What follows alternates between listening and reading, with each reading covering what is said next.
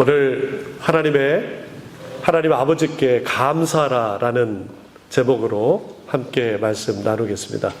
우리 말씀 나누기 전에 우리 같이 한번 앞, 뒤, 또 저 멀리 계신 분들까지 인사하시면서 2024년 너무 수고하셨습니다. 우리 같이 한번 인사드리겠습니다. 수고하셨습니다.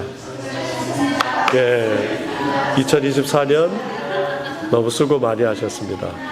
네. 더불어서 이 모든 것이 하나님의 은혜인 줄 믿습니다. 이 시간 우리 하나님께 영광의 박수 우리 같이 한번 올리겠습니다. 하나님 감사드립니다. 오늘 아침에 저희가 그 참 안타까운 소식을 전해 들었는데 한국에 여객기가 착륙하다가 사고가 나서 너무너무 많은 179명인가요?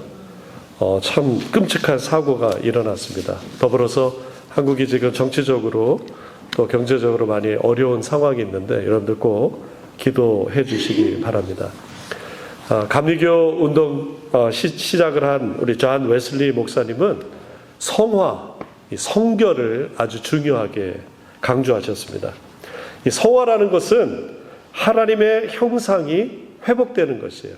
하나님의 형상이 회복되는 것. 그래서 하나님의 그 형상이 성령의 능력으로 회복되는 것을 우리가 성화 혹은 성결이라고 얘기합니다. 오늘 본문을 보면은 5가지 이 회복된 하나님의 형상의 모습이 나오게 됩니다. 첫 번째, 용서하는 사람. 두 번째, 사랑하는 사람. 그리고 그리스도의 평강이 넘치는 사람. 그리고 하나님의 말씀으로 사는 사람. 마지막으로 감사하는 사람이에요. 이 중에서 여러분 어떤 것이 나에게 지금 넘쳐나고 혹은 이것이 나에게 필요하다라고 생각하십니까? 하나님의 형상을 회복하기 위해서 우리가 지금 이 자리에 부름 받은 줄 믿습니다. 그 소명, 하나님께서 부르신 그 목적이 있으면은 피곤하지 않아요. 넘어져도 일어나요. 그리고 다시 일어설 수 있습니다. 짜증나고 억울해도 계속해서 나아갈 수 있는 것이에요. 여러분들이 개인적으로 받은 하나님의 소명은 무엇입니까? 어쩌면 지금 이 시간 여기에 앉아 있는 것이 하나님의 부르심인 줄 믿습니다. 교회, 직장, 또 학교, 어느 곳에 있든지 간에 하나님의 부르심이 있다는 거예요. 우리 같이 13절을 우리 같이 한번 읽어보겠습니다. 13절 맞죠? 시작. 누가 누구에게 불만이 있거든 서로 용납하여 피차 용서하되 주께서 너희를 용서하신 것 같이 너희도 그리하고. 자, 그런데 말 같지가 않아요. 용서하기, 용납하기 정말 어렵습니다. 어쩌면 갚아주고 싶고 복수하고 싶은 것이 우리 사람의 마음인지도 몰라요. 바로 윗절에 있는 12절도 마찬가지예요. 사랑, 긍휼, 자비, 겸손, 온유, 오래 참음. 이것이 우리의 인간적인 노력과 힘으로 얻어지기 불가능합니다. 그런데 오늘 말씀 보니까 너무 쉬운 거예요. 가능하다는 거예요. 우리 12절 다시 한번 읽어볼까요? 그러므로 너희는 하나님이 택하사 거룩하고 사랑받는 자처럼 긍휼과 자비와 겸손과 온유와 오래 참음을 옷 입고. 자기가 누구이고 또 지금 입고 있는 옷이 무엇인지를 아는 것이 내가 지금 어떻게 생각을 하는가 영향을 줍니다. 제가 요즘 가만히 듣고 보니까 제가 찬양할 때 이 바이브레이션이 많잖아요. 예? 전문 용어로 비브라토. 그래가지고 유튜브에서 찾았어요. 이 바이브레이션 없애는 법. 그랬더니 그 성악 전문가가 이렇게 설명을 해주는 거예요. 원인이 뭐냐면 약간 충격을 받았는데 성대가 늙어서 그렇다는 거예요. 그렇구나. 오케이. 뭐 어쩔 수 없죠. 그리고 두 번째는 이게 어울리는 곡은 트로트에는 좀 어울릴 수 있다는 거예요. 한 음으로 안 내고 여러 음으로 내니까. 그래서 그렇구나. 나이는 어쩔 수 없고 이제 우리 교회의 어떤 찬양은 트로트풍으로 이제 해야 되겠구나. 이게 뭐 이런 여러 가지 치료책을 얘기해 주더라고요. 뭐 호흡법 얘기하는데 사실 잘 못 알아듣겠고, 내 자신을 아는 것, 또 나를 바라보는 것, 여기에서 치유가 시작되는 것입니다. 하나님이 택하셨어요. 하나님이 사랑하셔요. 그렇기 때문에 자비로울 수 있고요. 그렇기 때문에 겸손하고 온유하고 또 오래 참을 수 있는 거예요. 하나님께서 저와 여러분을 택하셨어요. 하나님께서 저와 여러분을 사랑하셔요. 그렇기 때문에 우리 힘으로는 안 되지만 긍휼하고 자비하고 겸손하고 온유하고 오래 참을 수 있는 줄 믿습니다. 그래, 나 봐준다. 그래, 한번 넘어가 주지. 라고 하는 것이 내가 뭐 배포가 커가지고 그런 것이 아닙니다. 영화 데드맨 워킹이라는 영화가 있어요. 속죄, 용서, 인간의 존엄에 대한 주제를 다룬 영화예요. 이 사형수 매튜는 살인과 강간 혐의로 이제 사형이 언도됐습니다. 헬렌은 매튜를 돕는 수녀예요. 매튜는 자신의 죄를 인정하지 않고 있습니다. 그러나 헬렌과의 오랫동안의 대화를 통해서 이제 자신의 죄를 인정하고 용서하는 과정을 영화에서 다루고 있어요. 매튜는 헬렌에게 이렇게 고백합니다. 누구도 나를 하나님의 자녀라고 불러준 적이 없어요. 사람들은 나를 악마의 자식이라고 불렀지 결코 하나님의 자녀라고 부르지 않았어요. 결국 매튜는 자신이 하나님의 자녀라는 확신을 갖게 되고, 그리고 이제 피해자 가족에게 용서를 구하고, 맨 마지막 이제 형장의 이슬로 사라지기 전 그는 하나님 나를 용서하소서라는 기도를 드리면서 이제 최후를 맞이하게 합니다. 내가 누군지 알 때 용서와 회복이 시작되는 것이에요. 나의 부르심이, 나의 소명이 무엇인지 알게 될 때 나의 소명이 분명해지고, 그리고 이 땅에서 전혀 불가능하게 되는 것들이 하나씩 가능하게 되는 거예요. 12절이 바로 그것입니다. 나는 하나님이 택한 사람이다. 나는 하나님이 사랑하는 사람이라고 하는 전제가 있는 것이에요. 하나님이 여러분을 택했기 때문에 이 자리에 있는 거예요. 하나님이 여러분을 사랑하시기 때문에 우리가 예수를 구주로 삼고 천국 백성이 된 것입니다. 하나님은 우리에게 생명의 말씀을 주셨어요. 너는 내가 택한 백성이다. 너는 내가 사랑하는 사람이라는 것이에요. 하나님이 택하고 하나님이 사랑한 사람을 세상이 어떻게 할 수가 없는 거예요. 우리 15절의 말씀을 같이 한번 읽겠습니다. 그리스도의 평강이 너희 마음을 주장하게 하라. 너는 평강을 위하여 한 몸으로 부르심을 받아나니 너희는 또한 감사하는 자가 되라. 하나님이 평강으로 우리를 부르셨어요.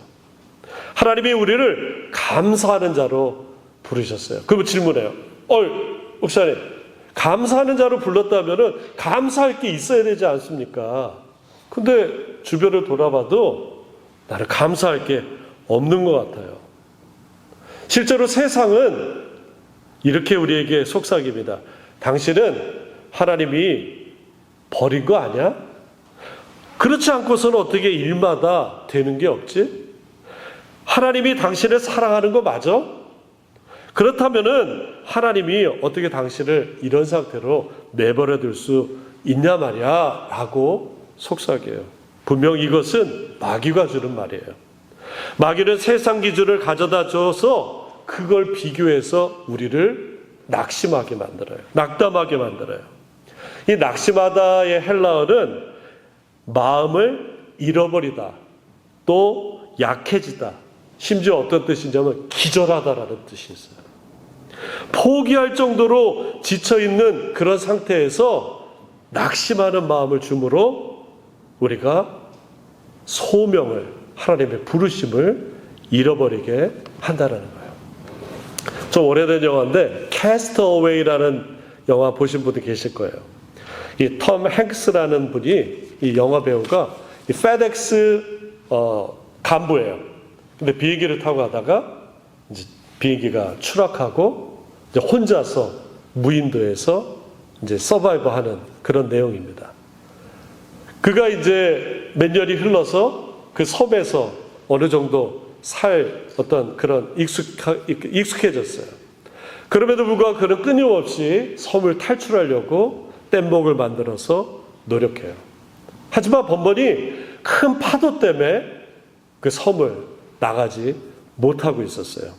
어느 날 바람이 몹시 부는 날 그는 이제 섬을 빠져나갈 시간이 되었다고 직감합니다. 그리고 그는 뗏목을 바다에 띄우고 노를 젓기 시작해요.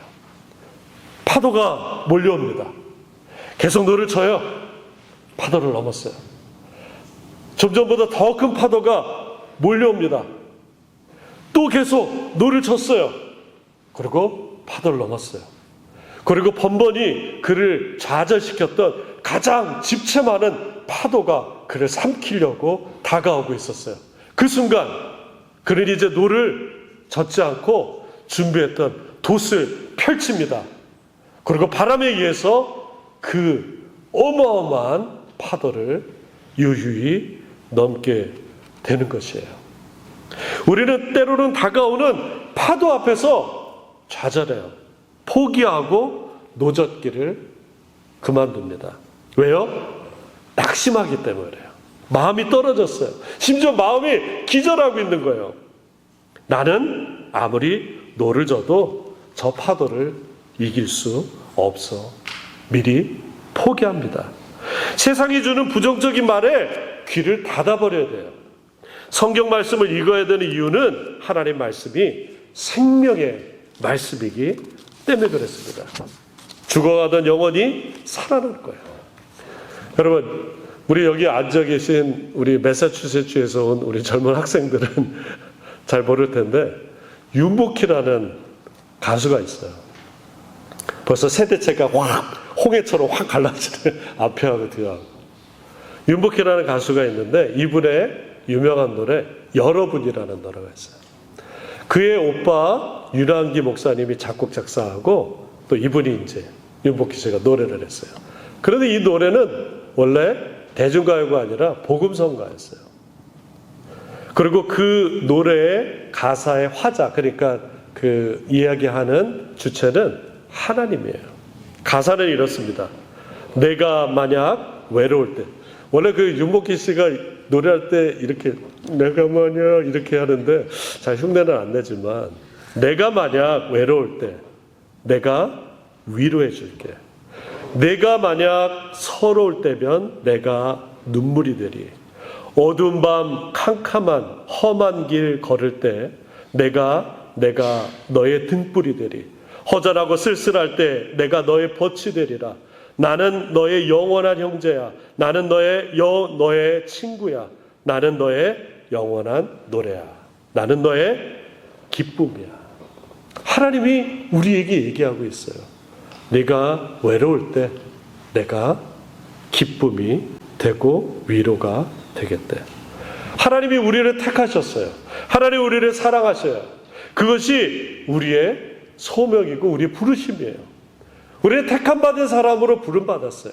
우리는 사랑받는 사람으로 받았다는 말이에요. 그런데 낙심이 될 때, 세상이 파도처럼 밀려올 때 우리는 그 소명과 점점 멀어지게 됩니다. 성령을 전적으로 의지할 때 우리가 성령의 세상의 파도를 넘을 수 있는 것입니다. 성령의 바람이 불어올 때 우리가 두 손 들고 기도할 때 그것이 닻이 되어 파도를 넘어갈 수 있는 것이에요. 낙심하지 마세요.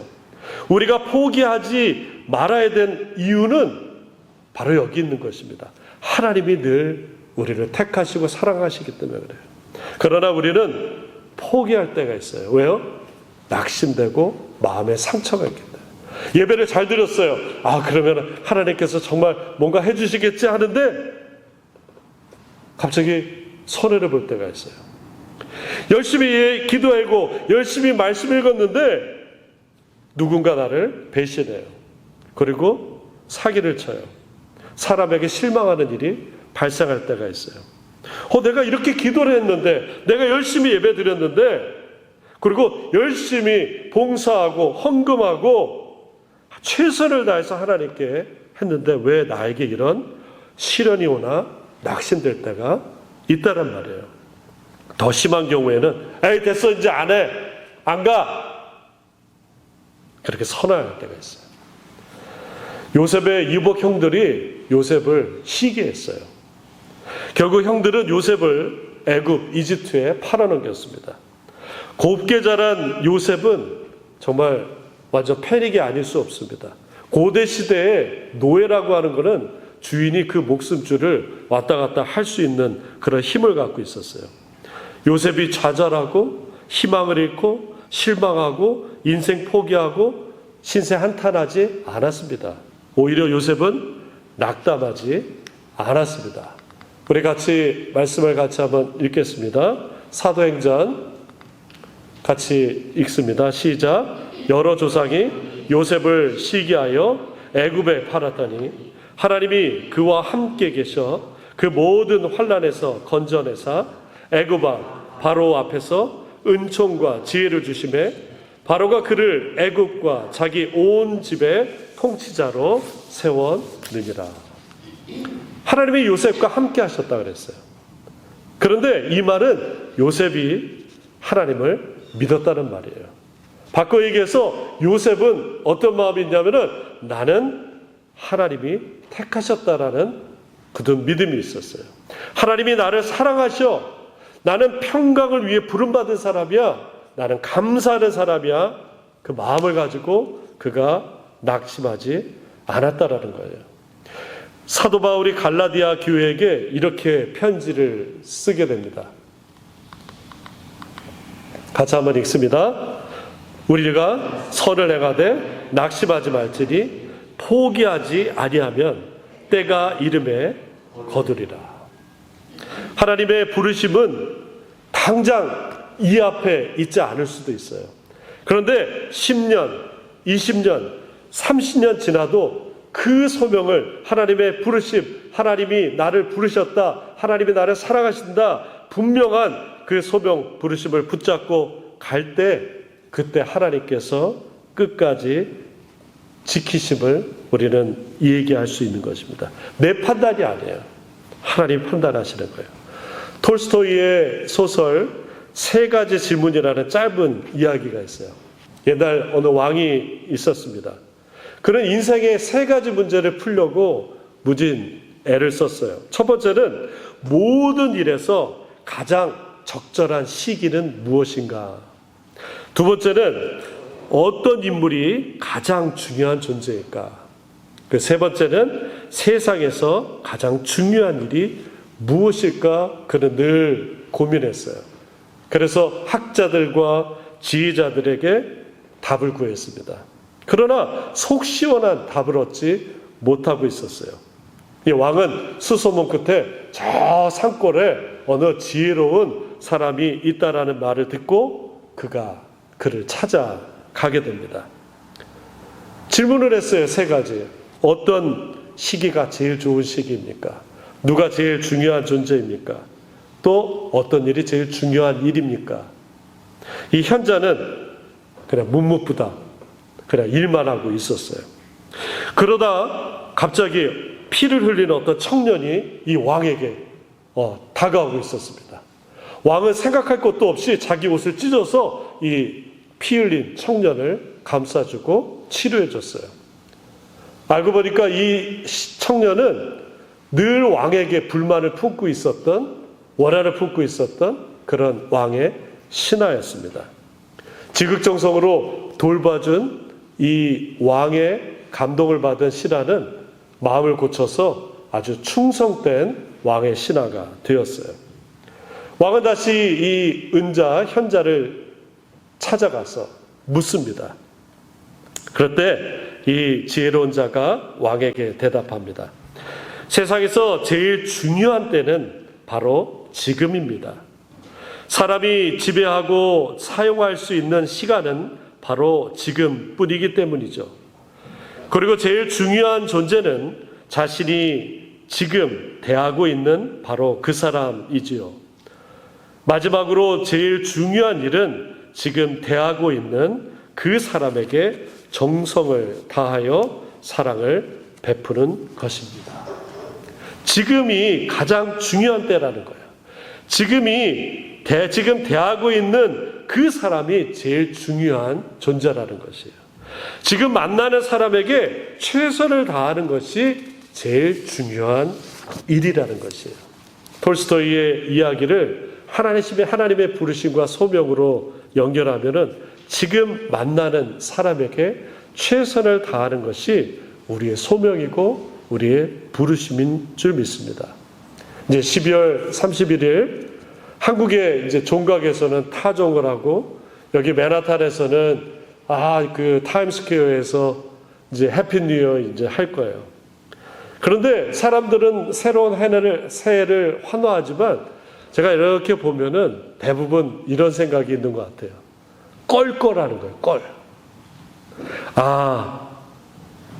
지난 한 해를 이렇게 살지 말걸. 좀 더 베풀며 살걸. 좀만 더 참을걸. 그때 화내지 말걸. 그리고 인색하지 말걸. 그때 더 많이 웃을걸. 사도 바울은 지금 중요한 것을 이렇게 얘기합니다. 고린도 후서 같이 한번 읽습니다. 이르시되 내가 은혜 베풀 때에 너를 듣고 구원의 날에 너를 도왔다 하셨으니 보라 지금은 은혜 받을 만한 때요 보라 지금은 구원의 날이로다. 오늘 2024년 이제 마지막 주일입니다. 내일부터 잘해야지, 내년부터 잘해야지, 아닙니다. 내년은 보장되어 있지 않아요.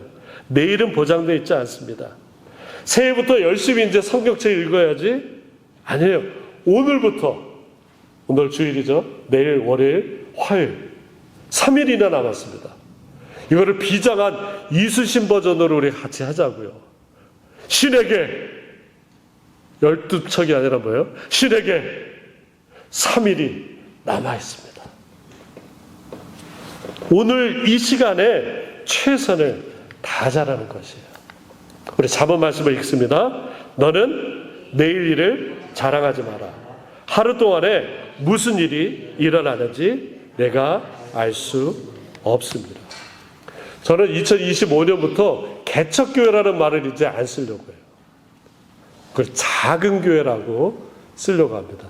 저 마음 같아서는 누가 물어보면 저희 교회요 1000명이 좀 안 돼요 이렇게 얘기하고 싶어요. 근데 너무 막 과장된 말 같아가지고 우리 뉴욕에서 1000명 안 되는 1000명 좀 넘는 교회는 몇 개 안 되니까 그냥 1000명 안 되는 교회입니다.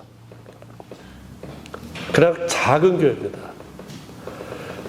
내 스스로 내 말로 나를 움츠려 들고 싶지 않기 때문에 그래요. 우리 교회는 정말 좋은 교회예요. 우리 여기 앞에 있는 우리 대학생들 딱 보면은 교회는 뭐 좀 작은 교회네 할 수 있는데 제가 단언컨 얘기할 수 있어요. 저희 교회는 뉴욕에서 제일 좋은 교회예요. 우리 성도들은 아멘 소리 그때 확 나와야지 이게 주거니 받거니 뭔가 짠 느낌이 드는데 그랬나? 이러면 안 돼요. 다시 요거는 저 촬영하고 있는 거 자를게요. 우리 교회는 적어도 뉴욕에서 제일 좋은 교회예요. 너무 짠 것 같다. 그래서 교인들이 너무너무 좋으세요. 그리고 모두 헌신적이고 사랑이 많으시고 마음이 넉넉하시고, 저는 가끔 이렇게 자다가 생각해요. 하나님께서 저에게 천사들을 이렇게 보내주셨구나. 아멘.